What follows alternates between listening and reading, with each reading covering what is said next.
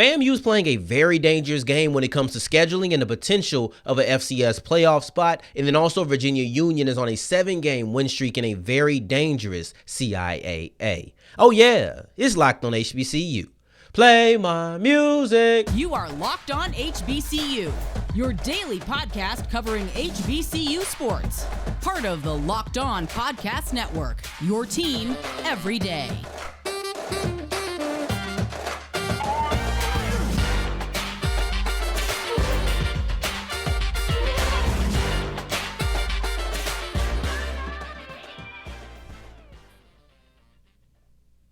What's going on, family? Welcome back to another episode of the Locked on HBCU podcast, your number one daily one-stop shop for everything HBCU athletics, Monday through Friday, part of the Locked On Podcast Network, your team every day. And I, of course, am Darian Gray, a.k.a. the Mouth of the South, Texas Southern alum and former TSU Herald Sports editor. Thank you for going on this journey with me, making Locked on HBCU your first listen of the day every day. And remember, just because the mic cuts off does not mean that the journey's over. It just means it's time to follow me on Twitter at South Exclusives, which you can find right here at the bottom of the screen. I raise my hand so that you guys can see I am actually here at the graphic at the bottom. But if you're on the audio side of things and you can't see where my hands are, you probably can't see the graphic either. So I will tell you, don't forget the S on the end. Starts with an S, ends with an S. It's South Exclusives. And today's episode is brought to you by FanDuel. FanDuel is the official sports book of the Locked On Podcast Network. Make every moment more when you visit FanDuel.com/LockedOn today to get started. FAMU, I think you're making a mistake. I'm just going to put it just like that. By scheduling West Florida in football next year in 2023, the fall of this year, actually, I think you're making a move that has the potential, a big time potential, to bite you in the butt at the end of the season. And I just think it's a dangerous game with it that you're playing. Here's the thing. For most SWAC and MEAC schools at the beginning of every year, it's Celebration Bowl or bust. But that's really just in theory. It's a saying to basically express that if we don't make it to the pinnacle, we're not going to be satisfied with our season. It's not a reality. It's not Celebration Bowl or bust. The truth is, if you don't make the Celebration Bowl, you still have the potential, you still have the option to at least maybe make the FCS playoffs. It's not guaranteed. It's not an automatic bid or anything of that sort. But it is still something that is on the table. It's a contingency plan. But by scheduling West Florida, I don't think they're going to have that contingency plan. I don't think by scheduling West Florida, you are going to make the FCS playoffs if you don't make the Celebration Bowl. So now it really is celebration or bust for Florida A&M because that fallback is not there. You're kind of stumbling into the same exact trap that you had last year. Like, here's my thing, is you can have a great season, just not be the best team. We saw that happen to FAMU in 2021. They weren't better than Jackson State, but they had a really good season. And that really good season was rewarded by putting them in the FCS playoffs. That didn't happen last year. And instead, they actually got passed up for a couple of schools they had a better record than. But they told you what it was about. See, I understood the disagreement. I understood the disappointment because you're like, man, I don't care about strength of schedule. That's what was used against FAMU.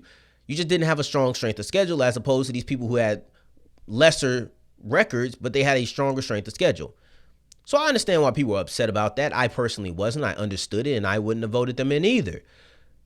But if you know that's what they told you last year, why would you go and try to play that same game this year? See, if FAMU is second place to Jackson State again, they're 9-2 yet again, and they do knock off West Florida, and they don't make the FCS playoffs, I don't want to hear anybody saying, oh man, why are you still using this strength of schedule argument? I don't care. They have put this in front of you, and they have told you this is the criteria by which we measure.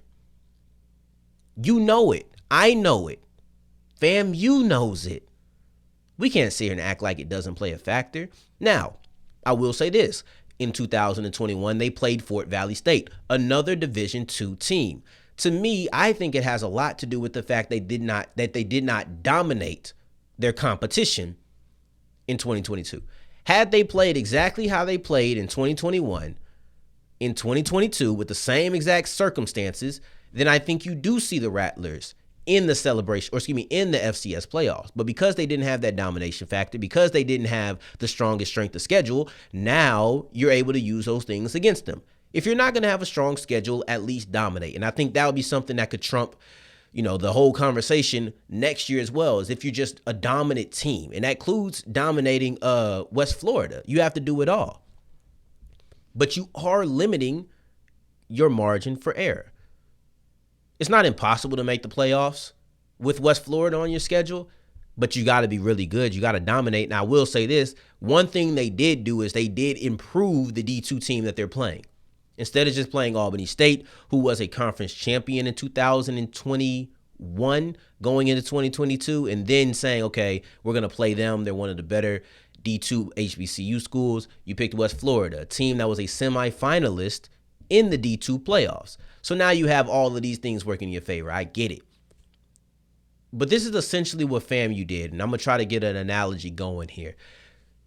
The committee said, we don't like short shorts. So what did you do? You said, okay, you don't like short shorts. We're going to come in with something a little bit longer. But it's still teetering on the line of short shorts. See, here's the thing. When somebody says, nah, you ain't making it because you got your shorts too short, you should come in with shorts that are clearly of length. If somebody says, hey, man, your shorts too short, come back again. I'm not going to still come back with shorts that are above my knee. I'm going to have shorts that look like I'm in 2003. That's what I'm going to do because I want to play it safe. And that's why I don't say that there's no way they make the playoffs like this, but it's a dangerous game because you could extend your shorts a little bit. And you know what? Okay, that's long enough. But then at the same time, they could come back and say they're longer, but it's still short. What does this mean in actual terms if the analogy didn't connect fully? When the committee told FAMU strength of schedule was not good enough, I think all of us sat back and said, all right, let's not schedule D2 players or D2 teams. I think that's what a lot of us said. That sounds like a pretty reasonable solution. If strength of schedule is a problem, I'm not going to schedule any D2 teams because it opens myself up to be in the same predicament as I was this last year.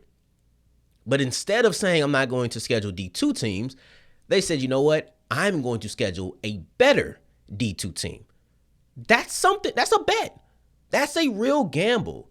I'm playing it safe. I'm just telling you right now, that's what I'm doing. I'm playing it safe, and I just would have removed D2 teams from my schedule. It's not that big of a deal. Just play an all FCS and an FBS team in your schedule in 2023.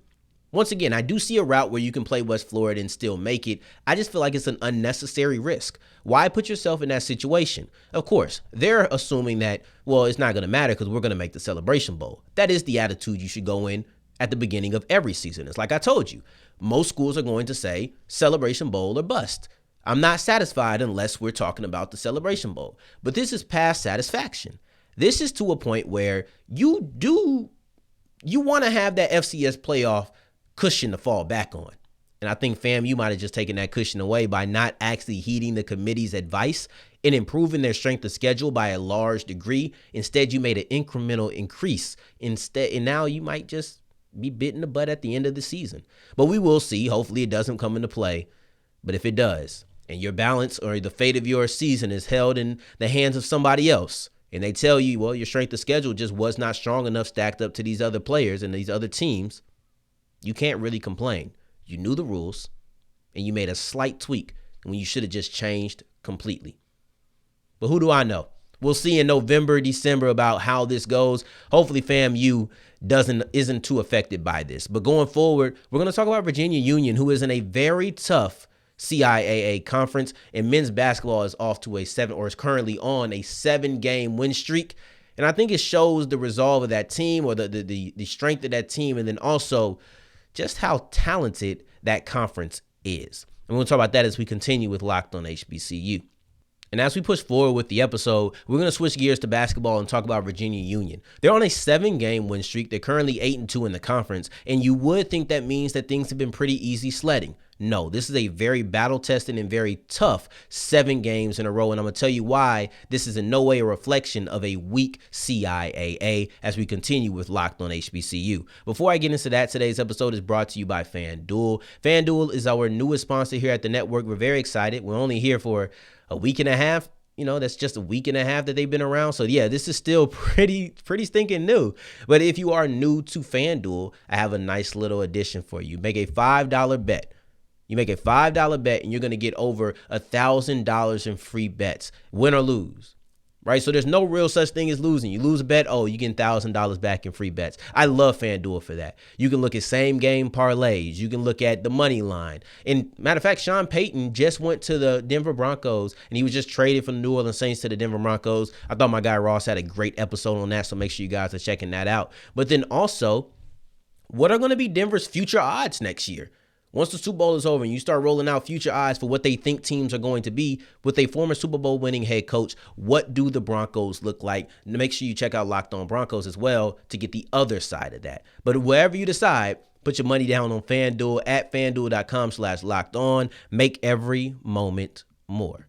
And as we keep on rolling on today's episode of Locked On HBCU, I appreciate you for making us your first listen of the day every day. For your second listen, check out Locked On NFL Draft. They're live in Mobile, Alabama at the Senior Bowl. You can hear things about Isaiah Land, things about Aubrey Miller. Are they standing out amongst the competition, which is always going to be the goal? Well, you got to listen to Locked On NFL Draft to actually know about that. And you can hear that live wherever you get your podcast at 8 p.m. Central. And if you miss it, you can always catch it on YouTube, wherever you listen to your audio as well.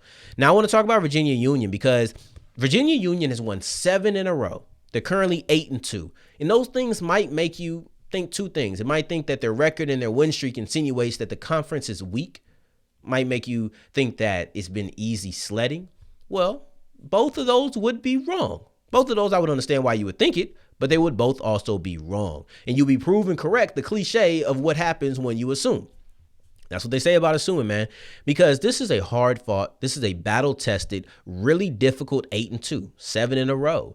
It hasn't been easy by any means. So I think that it being in a tough conference, a conference that is pretty good up top for sure, and they really don't have too many bottom feeding teams, doing that in a conference like this makes it even more impressive. And I think it adds a layer of praise to Virginia Union. One that when you praise the conference that you're doing this in, for example, if you win the SEC in football, people are like, oh, no, you for real. You win the Pac-12 in football. It's different. When your conference is known to be tough, when your conference is difficult to get through, and you do that, you get a little bit more praise. And that's how I'm looking at Virginia Union. They are the SEC football in that analogy. So looking at them, first off, they have 5 teams that have 7 victories or more.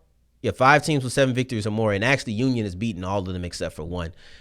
But that's a lot of teams that have been performing very well. So you don't have a big time lead or anything. You're right next to Virginia Union, or excuse me, you're right next to Virginia State. You're right next to Fayetteville State. 1 game lost, and you're right there in a tie with them. But you did knock off both of those teams, so you would win that tiebreaker. Excuse me. And then, like I said, they've been battle tested. This has been a hard 8-2.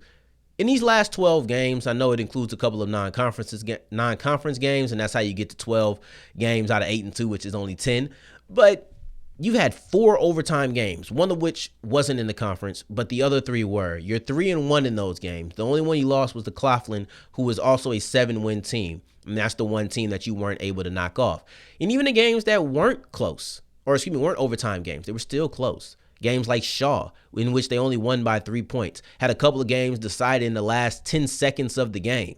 Their victory over Bowie State when they win by over 20 points is a rarity. That's the aberration. That's the exception. And a lot of times when you're on 7-game win streaks, you think that, oh, well, you got a couple of games where you're blowing people out. They have more games where they're very close than their blowouts. That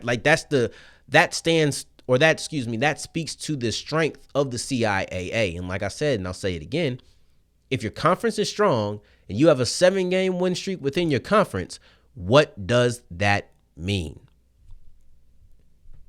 I'll leave it at that when just comparing it on that side of things. And the reason they're so difficult to deal with is because they have a 1-2 punch that complement each other very well. And it's not the pick and roll play. It's not just we got somebody who can feed the big man, and that pairing right there is great. It's the fact that they have 2 scorers, one that's dominant, the most dominant scorer. I think he's still the leading scorer in the conference in Osborne, and he's inside, not taking a single 3. That's not his game. But then you look at the outside, you got Khalif, and he's the guy shooting it from outside. So it's a situation where if I'm up on you, I can dominate in the paint, or if we're close, we can dominate in the paint. If I have to come back, I have another shooter who can also shoot that thing at a high clip to make me feel like no deficit is too much to get past. That's a dangerous combination. That's a dangerous combination to have two of the best scorers in the conference at completely different levels. And a lot of people can't handle that weight down low. A lot of people can't. So that's just a thing I wanted to point out. Their stretch of victories, 7 in a row, 8-2, in no way is a downgrade or a diss to the CIAA. Them doing it in this conference is only a praise to Virginia Union, and we'll see what they do going forward because we're about halfway through the season. I think we have maybe about 10 more games left, and then we'll be getting to the conference championships, the conference tournaments. I'm excited for it. You should be as well. They're back in Baltimore this year, so we'll see if we can get Coop on the show. If she'll be there again, we'll definitely try to get her on there because y'all know I love working with Coop. So if I got an excuse, I'm going to find it. Trust and believe that. But another thing I want to talk to you guys about is just something that's on my mind, and that's the difference in engagement between basketball topics and then football topics. I want to ask you why you think that is and just talk about my side of it as a creator. Before I get into that, today's episode is brought to you by Built Bar. Built Bar is the #1 protein bar on the market, bar none. And this goes for anybody. I've tasted all of the protein bars out. They're either too chalky. They either just don't taste good. I'm only eating them for the benefits. That's the beautiful thing about Built Bar is because I'd eat them even if there was no protein attached, right? We eat candy bars because they're flavorful. They're delicious, right? But you get that same benefit when you're talking about Built Bar. But then you also get the health of having high protein, low net carbs, low fat. Sounds like the best of both worlds for me. It sounds like something that it's a perfect marriage, taste and health in one little package. Built Bar. I got one over there on my headboard that I would run over to grab, but I don't want to leave the screen blank for too long. So Built Bar is just delicious. I always like to keep one on me. A friend of mine told me that somebody tried to give them a Built Bar today in San Antonio. So we all through Texas. Everybody loves it. I said, man, they got good taste over there because they know Built Bar. And if you want to go to Walmart or Sam's, you can get it right now, a variety pack. Or if you know exactly what you want and you can wait, I'll give you 15% off when you use the promo code LOCKED15 at Built.com. That's LOCKED15 at Built.com. And use that promo code to get 15% off your offer. And as we're wrapping up today's episode of Locked on HBCU, just a little train of thought. I just want to know, and I want to discuss the engagement on basketball topics. And I think this expands beyond just me. And I felt this way for a period of time, but I wasn't sure if it was just my show. I wasn't sure if this was just specific here to where the drop off between football and basketball. And it's significant. It's one that was expected, especially since I did this last year. But it's one that is definitely noticeable. And the reason I decided to speak on it is because I seen Gaither over there at HBCU game day. And he talked about how I know y'all love football, and it kind of spoke to the fact that people aren't engaging in the basketball topics the way that maybe he would expect or maybe the way that he feels like they should. And here's the thing. Football is king. I'm a football guy through and through. I wouldn't consider myself a basketball savant. I love football, right? So those two things go together on why I would click on football content more than I would click on basketball content. But at the same time, football season is over. Yes, you have National Signing Day today, and we will talk about that later on. We're probably going to have 2 episodes that drop today, or the second episode will drop really early on Thursday, the same way this dropped really early on Friday. But at the same time, basketball is marketable. It's not football. I won't ever try to say, man, why aren't basketball numbers better than football? But I feel like the gap shouldn't be as big as it is. Basketball is very marketable. When basketball stands alone, you see a lot of success. And listen, this is not me trying to say, oh, why aren't you guys tapping into my work? No, I'm not going to get up here and do that. I'm just telling you what I see from watching the landscape. And I think this is things that are happening to other people where, of course, football is way more popular, especially in America, in my opinion. But basketball has appeal. But for some reason, when basketball and football share a space, even when they're not sharing it at the same time, basketball suffers significantly. Why is that? And I ask you this because you're the one clicking. What makes you want to click to basketball or football topics significantly more than basketball? If you just don't like basketball, don't tell me that you don't like basketball. Like that's a no-brainer. Or if you're a huge basketball fan, don't tell me you click on basketball instead of football. You know, like those things are no-brainers. I'm talking about people who are somewhat in the middle, clearly have a favorite, but aren't like, man, screw the other sport. What do you think? Right? Because football is way more marketable. That's why you see football on the front of every single thumbnail nearly, because those videos are way more marketable. And here's the thing. people think, oh, well, you gotta captivate people. Well, I cannot captivate anybody if they do not gravitate towards me. There's no captivation without gravitation. You cannot engage an audience that has not clicked. That's just factual. And there's people who, one of the biggest misconceptions is that I have 30-minute videos about one topic. And the reason I say that's a misconception is because people will look at the thumbnail and assume that's what the video is about. Hey, I'm gonna tell you right now, I'm not talking about 30 minutes about many topics. I might switch up. There's occasional videos in which every single video or every single segment is about that same topic, but it's rare. So I just want to know, to you, somebody even told me one time, you only talk about one school. Man, I talked about 9 schools this week. What are we talking about? It's only 3 days into the week. But getting on a little high horse. I just want to know, what is it? What are you looking for in your basketball takes? Are you guys looking for player breakdowns? Are you looking for game recaps? Are you looking for streaks and storylines? What is it that you would look for that will make you want to click and engage in more basketball content? If you're an everyday listener, doesn't really apply. But if you're somebody who comes and goes, they're not every single day, but they engage when they see something that they're interested in, what is it about basketball that you believe, or, I'll open this up to everybody. What is it about basketball that you believe generates less intrigue to click on a video, click on an article, because HBCU Game Day has articles, read a tweet, retweet a tweet? What is it about that sport that does not get the engagement from people that you know, or maybe even yourself in particular? I would love to know. Let me know in the comments below. I'm going to do more of these little think pieces, just things that randomly pop up on my mind. Not trying to prove a point, not trying to do anything, but just express a thought. Just that's it. And I hope y'all enjoy it. We ended off the show with that. On tomorrow's episode, we're going to have Gerald Huggins talking about the the East-West Shrine Bowl, and then also the Senior Bowl, because he is out there in Vegas right now at the Shrine Bowl.